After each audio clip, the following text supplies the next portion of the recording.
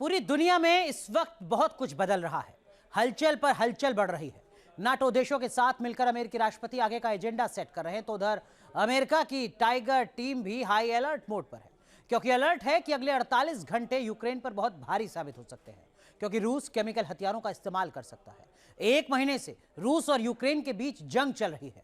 एक रिपोर्ट के मुताबिक अब तक 800 मिसाइलों से रूस यूक्रेन पर हमला कर चुका है और अब खतरा यह कि रूस जहरीले मिसाइल से हमले की तैयारी कर रहा है।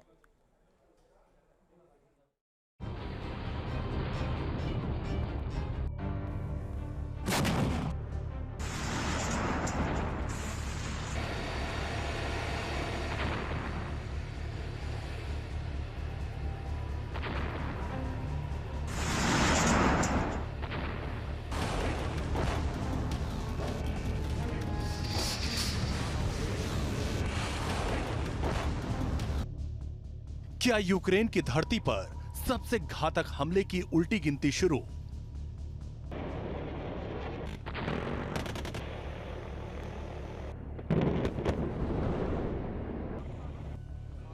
यूक्रेन पर मंडराया सबसे जहरीले हमले का खतरा।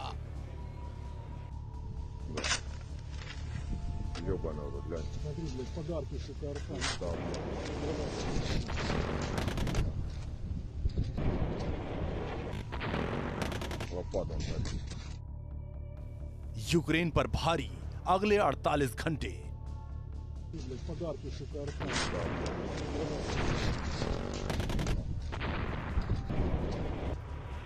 यूक्रेन के आसमान में केमिकल खतरे के बादल और गहराते जा रहे हैं और हर गुजरता वक्त अपने साथ एक ही चेतावनी लेकर आ रहा है कि रूस ने अगर न्यूक्लियर वॉर की धमकी के बीच केमिकल हथियारों का इस्तेमाल कर दिया तो क्या होगा।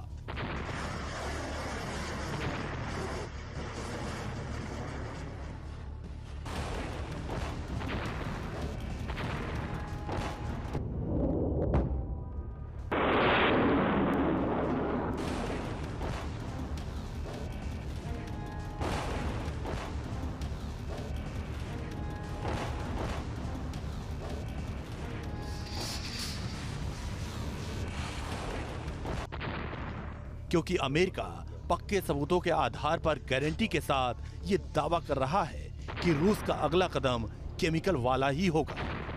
मिशन नेटो पर अमेरिकी राष्ट्रपति जो बाइडेन तो खुलकर बोल रहे हैं कि रूस केमिकल हथियारों का इस्तेमाल करने जा रहा है।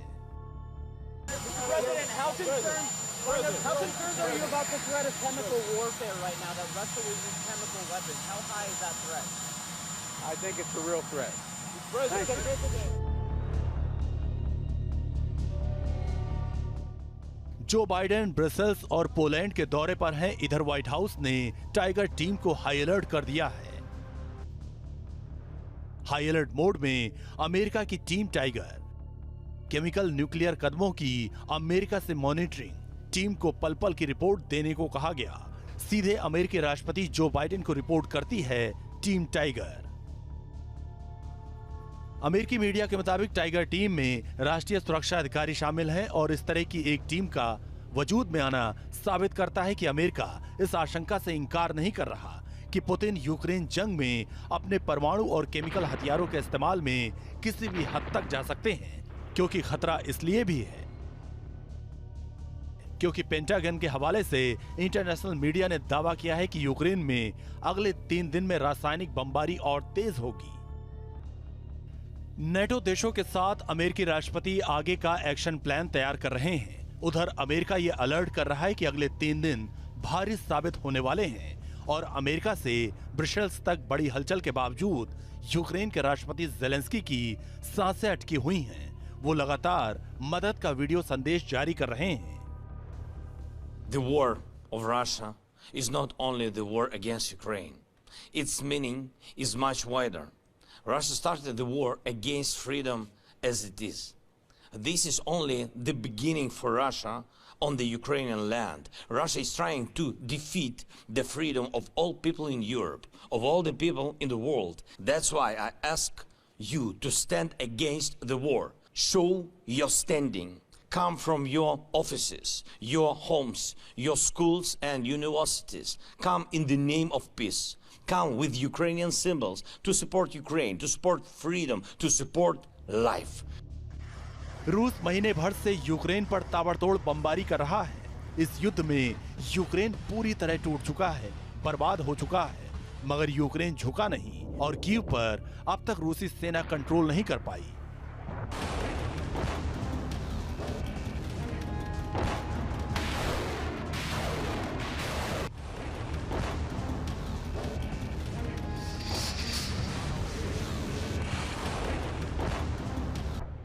और अब खबर है कि रूस केमिकल हथियारों का इस्तेमाल करने जा रहा है और अगर ऐसा हुआ तो यूक्रेन में महातबाही को थाम पाना इंसानी बूते की बात नहीं होगी। Team news nation. रूस में सोवियत काल के रासायनिक हथियार अभी भी मौजूद हैं और इसमें लगभग 40,000 मीट्रिक टन रासायनिक नर्व, ब्लिस्टर और चोकिंग एजेंट जैसे रासायनिक हथियार शामिल हैं, जिसकी जानकारी खुद रूस ने दी हुई है। लेकिन कुछ रिपोर्ट्स में बताया गया है कि रूस के पास 50,000 मीट्रिक टन रासायनिक हथियार हैं और इसी वजह से अमेरिका समेत नाटो के देश डरे हुए हैं। आपको जरा आंकड़ों के जरिए बताते हैं, ग्राफिक्स के जरिए दिखाते हैं कि आखिर रूस के पास कौन कौन से महाविनाशक रासायनिक हथियार मौजूद हैं और वो कितने खतरनाक होते हैं। सबसे पहले बात करते हैं सरीन गैस की। देखिए, सरीन गैस की जानकारी आपको दे दें, ये साइनाइड से 20 से 25% ज्यादा जहरीली होती है। नर्वस और रेस्पिरेटरी सिस्टम पर सीधा हमला करती है, जान ले लेती है। दूसरा हथियार नर्व एजेंट, जिसको नोविचोक भी कहा जाता है, साइनाइड से ये 8 गुना ज्यादा जहरीला होता है। तो आप समझ सकते हैं कि ये कितना खतरनाक है, कितना जानलेवा है। इसको अब तक का सबसे जानलेवा रासायनिक हथियार कहा जाता है। नर्वस सिस्टम पर यह सीधा अटैक करता है, सांस और स्किन यानी त्वचा के जरिए भी यह अटैक करता है। तीसरा वो केमिकल हथियार है जिसकी चर्चा लगातार यूक्रेन के युद्ध में हो रही है, वो हथियार है फास्फोरस बम।